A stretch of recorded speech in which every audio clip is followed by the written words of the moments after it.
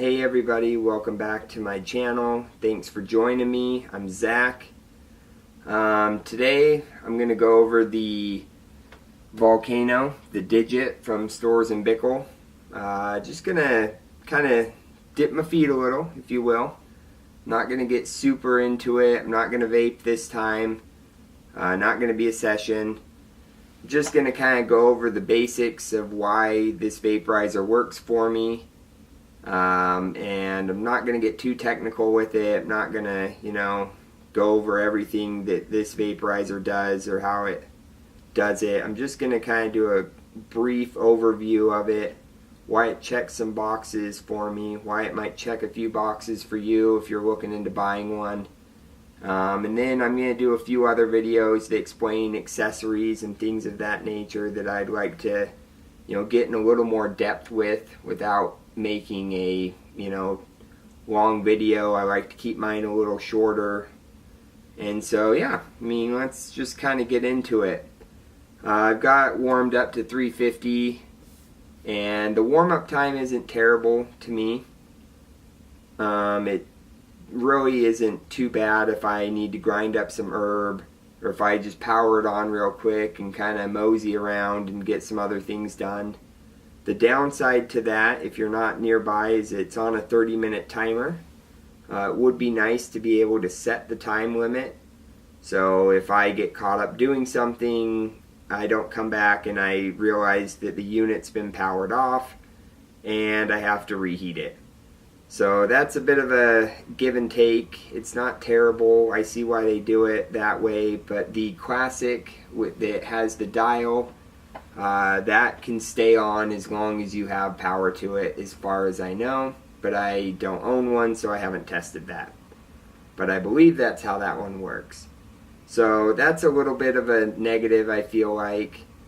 But one thing I really enjoy about this vaporizer is I can take a balloon outside, I can fill a bag and step outside if I need to, or I can walk around. I'm not really confined to, even though it's a desktop, I'm not confined to the space that it's in, per se, like a lot of desktops.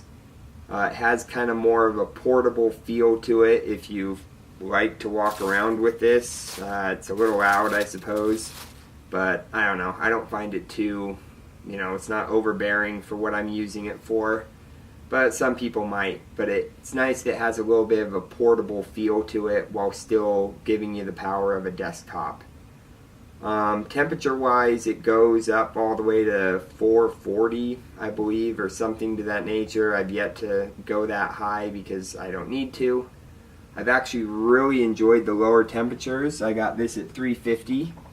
And I think that's kind of my sweet spot on taste, and that's my sweet spot on the effects I'm looking for.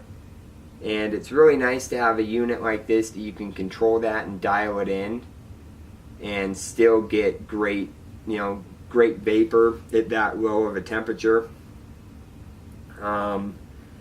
It's both of these chambers. This is the solid valve, this is the easy valve, which it comes with the easy valve. Both chambers can hold quite a bit of herb. In that regard, some people might feel like you're, I wouldn't say wasting it, but you're using a lot in one sitting. It's definitely a group vaporizer type of feel, but I just do more bowls throughout the time period that it's packed. I don't feel like I have to use it all right when I, grind it up and right when I put it in.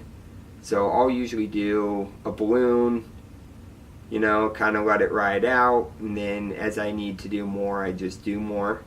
And I think that's part of why it puts out a lot of great vapor, is you're using quite a bit of herb, which again, that's, if you're a microdoser, maybe you would want to get something different, or they have the microdosing for the easy valve, but I'll get into that in another video where it just goes in, and that might be more for microdosing what you're looking for. But I like to pack the chamber pretty full, just because I feel I get the best vapor from that, and for the temperatures I'm using, I get the best flavor, and it just works for me. One thing that I really don't love, and this is just really nitpicking here, but I don't understand why they couldn't have flipped this for the negative to face down. They do it on the Mighty, and you know, it's one of those things. You can't unsee it kind of thing. Like, once you know that they make a vaporizer that this arrow does point down, I don't know. I don't feel like it necessarily bugs me to the point that I get too caught up in it, but as I'm going on tangent about it, I'm like, I swear I don't get caught up in it, I swear. But it's just something that I wish that they would have done different if I'm really nitpicking about it. Warm-up time isn't bad. I don't really find it a huge issue. The air pump is actually something that I've read a lot of people have issues with. I don't find it bad. I mean, it's certainly not quiet, but I also work with machines that sterilize and that have bigger air pumps, and so that's kind of a noise I'm just used to, I guess, and it really doesn't bother me. I mean, it takes under a minute to fill up a balloon, so it's not that it's on very long. It's not like, the whole neighborhood knows what's going on. I mean, someone above me, I feel like if you were in an apartment, it wouldn't be a huge issue, but some people do complain about that, and again, if that's how you feel about it, then it's not the vaporizer for you. It's just the nature of the beast, but I personally feel like the air pump is what makes it great. Everything that goes into this makes it great, and that's just a part of it, and I'm A-okay with that noise and the fact that it does that. But yeah, in general, like I say, I like that I can walk around with the bag. As other people have stated, you probably want to use up the vapor in about 5 minutes or so. You want to be done with the bag. You don't want to just let it kind of sit. It'll get a little sterile. I've yet to really push it that long, but I have walked around and I've done some other things and found that the vapor quality is still good throughout the time that I've used it. So it's not a huge deal. But yeah, I mean, as far as just getting into it and what the unit is, I feel it works really well. Again, this is kind of like my new toy and just something that I really like using. I'm figuring out how to integrate it better into how I, consume, and it really hasn't been a problem. It hasn't been like, oh, it's just a party vape, like you would just use this with groups. I easily think that you could use this solo, as a daily driver with very minimal issues.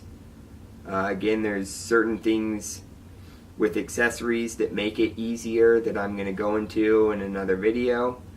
But as far as just kind of, dipping your feet in, if you can get past the price, which I understand it is a lot of money, and that, there's other vaporizers that do a fantastic job as well for, half the price. Nowadays desktops range everywhere. There's stuff that you get a great value on, a lot of people love, and there's stuff that you can pay $700 or $800 for, and you're on the extreme end. So for what this is and for how durable it is and how well it works, I feel it's not completely unreasonable. If they ever came down in price, obviously there would be no complaints there. But for what you get and for how I've read that Storz-bickel stands behind their products, I'm not super worried about it, even if I had to buy another one at full price. The Classic is a little cheaper if you've looked into it at all. But yeah, that's kind of all I really wanted to go over in this one. Sorry it was so scattered. ADD just really gets the best of me, and there's a camera on me, so it kind of makes for a bit of an interesting experience. But yeah, I look forward to making more videos with this and kind of showing other things they can do and other accessories. So I hope that you catch me next time when I'm doing those. Thanks for joining me. And I'd have a good catchphrase, but you know, I just can't come up with one yet. So stay classy, I guess, and thanks.